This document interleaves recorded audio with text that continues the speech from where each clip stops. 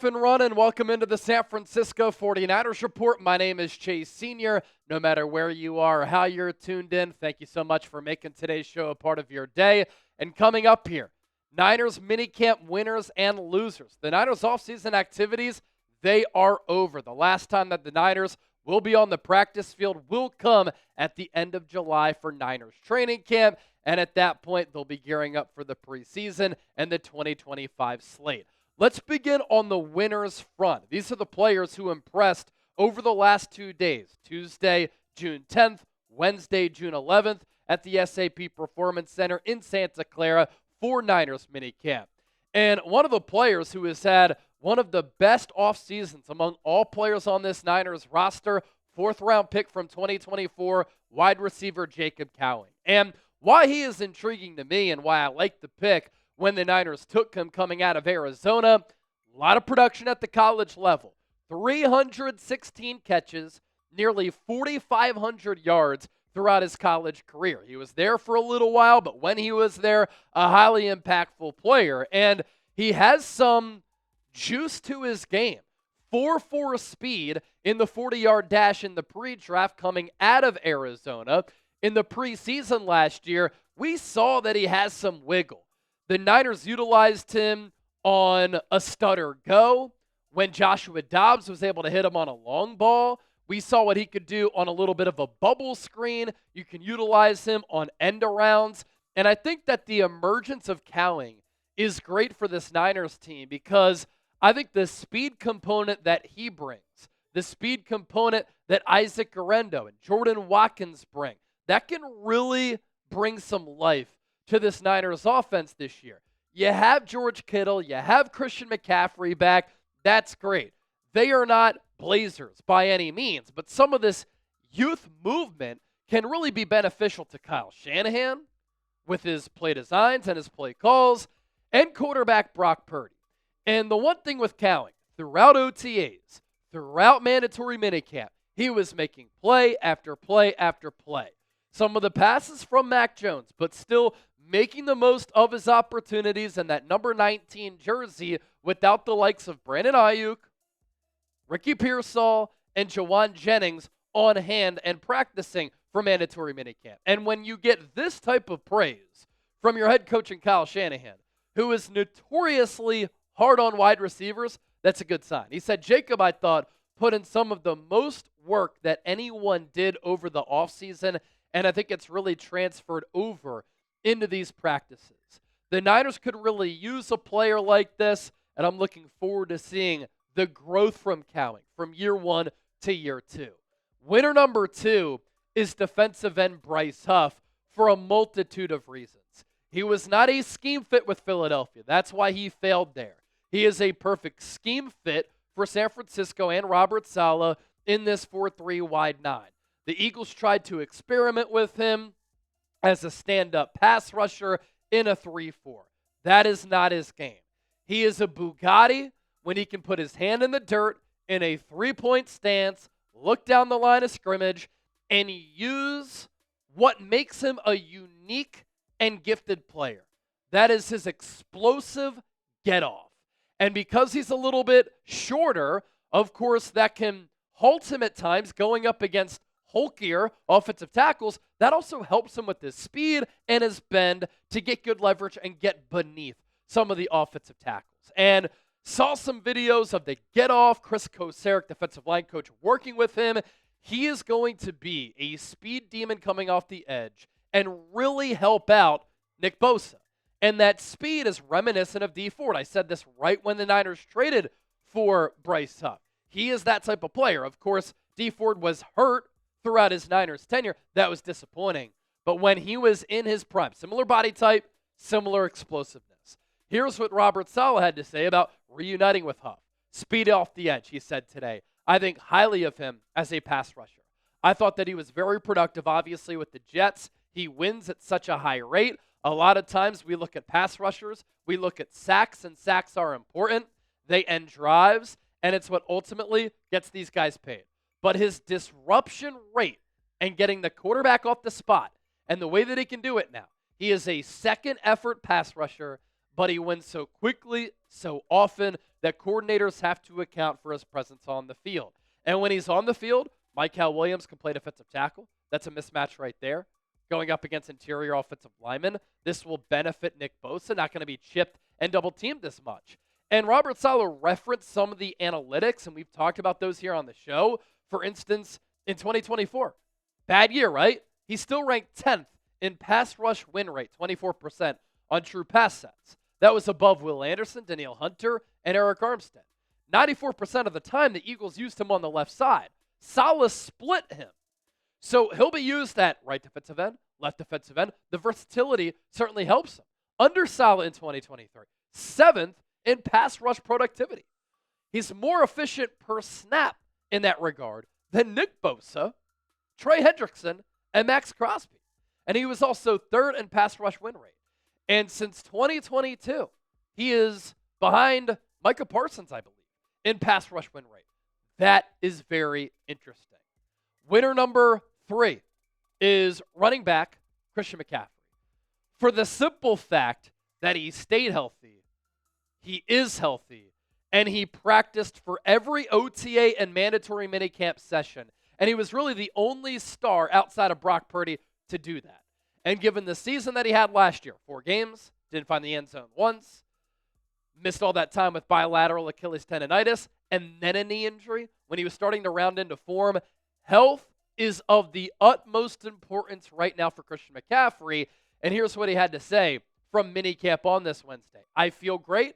I think this offseason I spent a lot of time kind of rebuilding back a base, starting from scratch. So a lot of it was rehab, and I wanted to put myself in a position where I didn't miss a day of OTAs, and I could practice and play football again, be healthy, and not miss a day. And I did that. Now, he did not partake in 11 on 11s, but that's fine.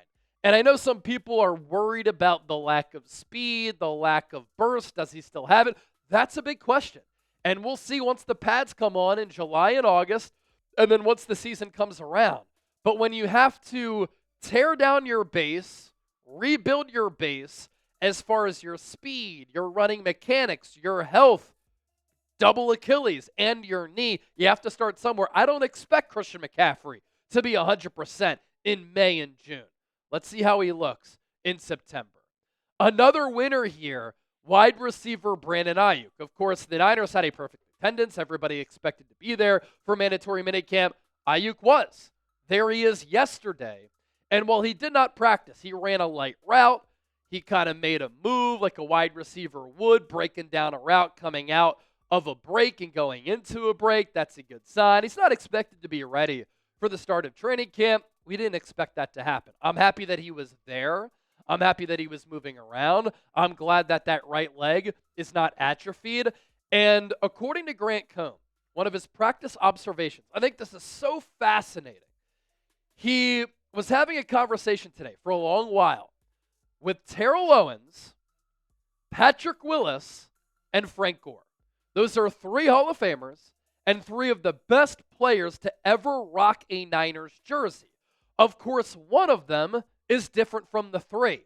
Terrell Owens, a loud, noisy, dramatic wide receiver who is infamously known for being a me guy and a big, there is an I in team, and I am the I.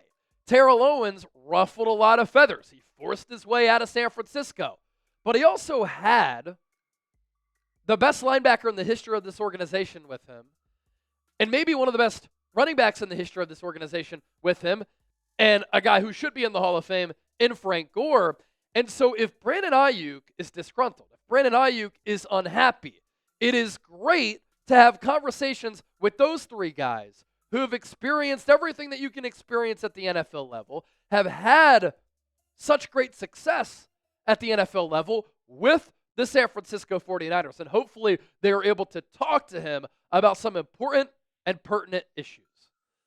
Rookie quarterback Upton Stout is also a Niners minicamp winner. He got all of the reps from that slot cornerback spot today. He needs the experience as a rookie.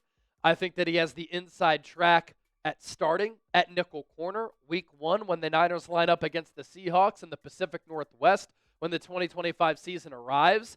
Upton Stout is a player who some people knocked when the Niners drafted him as early as they did because he is 5'8", 5'9", and he's about 180 pounds. Look, runs 4.4, fastest DB in the gauntlet, I believe, at the NFL Combine. He did lead all DBs in the bench press, so he is strong. He is physical. He plays with no fear. He plays with a lot of swagger and confidence. With that speed, consistent, sticky coverage, and the ability to make plays on the football. One of the highlights of the day, him rising up and breaking up a pass that was intended for Isaiah Neyor, who's 6'4", 220. Yet Upton Stout still made that play. I think he starts week 1 for San Francisco, and the development and the reps that he's getting right now, very important for his development. Quarterback Brock Purdy, another minicamp winner here. Yesterday, a little bit of a rocky practice. He threw a couple of interceptions. Kyle Shanahan did say, look, if you're not making mistakes in practice, you're probably doing it wrong. Purdy has never been a great practice player. He tries to experiment and get a feel for what he can do and the throws that he can make in regular season games. He doesn't have a missile for an arm. So in practice, he uses that time to see which balls that he can throw to certain areas on the field and if he's capable of making those throws. He likes to test and feel things out. That is fine. But today, quick, decisive, efficient with his reads, played clean football, played point guard for Kyle Shanahan, had his best practice of the spring. And then there's Kyle Shanahan, who looks and sounds like a rejuvenated man. After last year, he looked tired, bags under his eyes, facial hair and regular hair graying. I think that Kyle Shanahan is ready to get back at it. And shoot, he said from the NFL owners meetings earlier this offseason, I'm as excited for this season as I've been in a really long time. The Super Bowl hangover is gone. There is no contract drama for this football team. There is renewed energy for the Niners, and the attendance, perfect. All members of the 90-man roster at mandatory minicamp. Sorry to interrupt this video, but I do encourage you to hit that subscribe button here on the 49ers Report. What we do here is very special on this show, and if you want Niners coverage every single day on your YouTube feed right here on this channel, be sure to subscribe. Trying to break our subs gain number from last month here in June and overtake that May number, so help us do that and lock us in. Do you like this shirt that I'm wearing? Well, it's from our friends at Chubby's. Skies out, thighs out. You can see all of their great products at chubbyshorts.com/chat, and when you use that code chat, it'll open up the door for you to get a lot of great summertime deals. Don't wait. For a limited time only, shop Chubby's biggest sale of the year, Faithful. We're talking $45 shorts and up to 65% off select gear. Hit up chubbyshorts.com/chat. Grab your favorites before they're gone. If you miss the sale, don't sweat it. Use our exclusive code chat for 20% off. Support the show. Let them know that we sent you. 49ers Report, Chase Senior, and Chat Sports. And get ready to turn some heads this summer. Dress to impress. Look good, feel good in Chubby's. Now, I do want to make note of this. I am wearing this Niners polo from Chubby's. It is a part of the NFL collection because it's an NFL item. It is not eligible for discount, but if you still use that link down below, it'll take you to the promised land so that you can get this shirt. I think it's fantastic.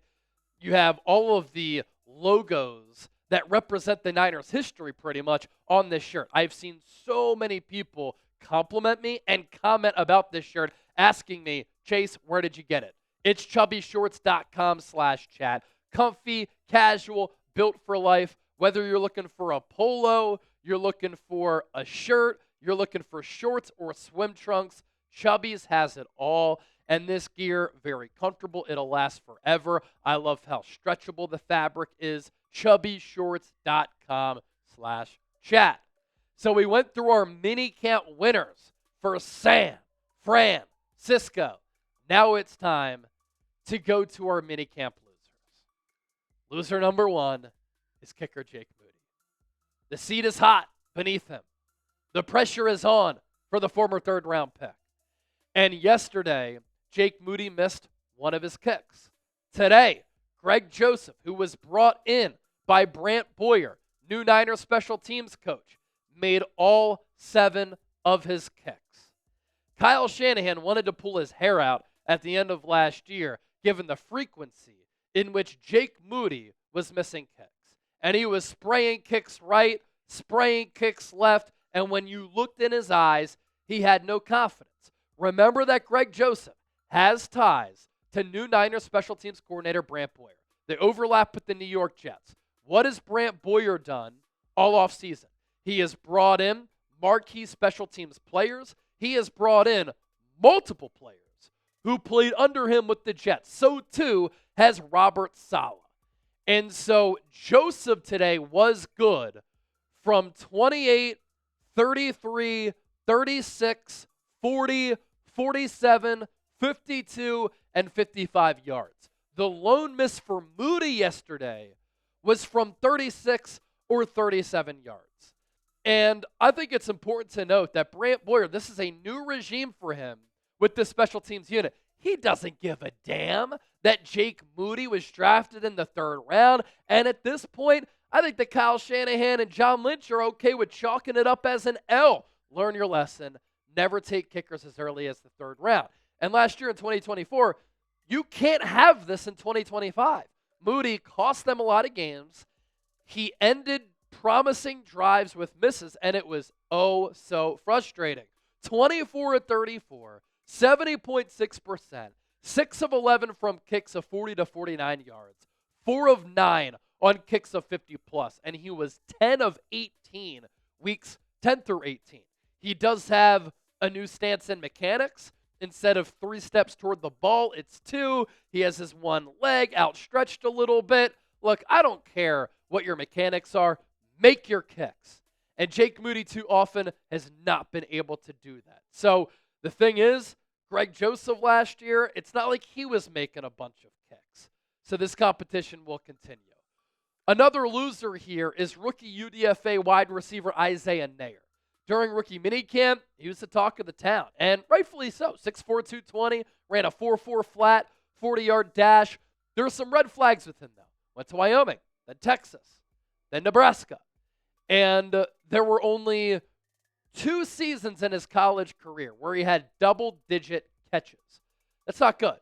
When you were 6'4", 220 playing in college, you should be able to dominate. Isaiah Ner never really did, outside of one really good year at Wyoming, which is why he transferred to Texas and then went to Nebraska after only playing 1 game at Texas. And the knock on Ner that I gathered during the pre-draft process, looks like Tarzan, plays like Jane. And today, you're 6'4", Upton Stout is 5'8", 5'9", soaking wet. You can't lose a 50-50 ball to a player that small and play small. If that happens, you won't be around long at the NFL level. So he can run, he's big, he has long arms, but he needs to play like it. Can the Niners bring that out of him? Mac Jones, also a loser, was rocky during OTAs, a little bit rocky during mandatory minicamp. He made some nice throws, a long ball to Jacob Cowing, that was good, but then he got intercepted on a throw in which I believe Jacob Cowing was open. And he just underthrew the ball. And so he had the right read. He had his man open. He just didn't deliver it. And it's going to take a little while for Mac Jones to master and understand this complex Kyle Shanahan scheme, the passing concepts, the blocking concepts. They're all different. And Mac Jones has had some lackluster coaching to start his career. And so that hasn't helped him. And I'm not panicking right now. I like the signing. I think he's a really solid backup quarterback, and I want to see how he can develop under Kyle Shanahan, who's been able to maximize a lot of quarterbacks, but threw a pick today, little bit up and down during OTAs. There is some work to do for the former first-round pick, who the Niners entertained taking back during that Trey Lance draft in 2021. Before we dip on out of here, happy birthday to the Niners GOAT, Joe Montana. 5 Super Bowl championships, ringing in a birthday here today. Number 16, providing so many memories for the older generation of Niner fans. And that goes down as a really special era of Niners football under Bill Walsh.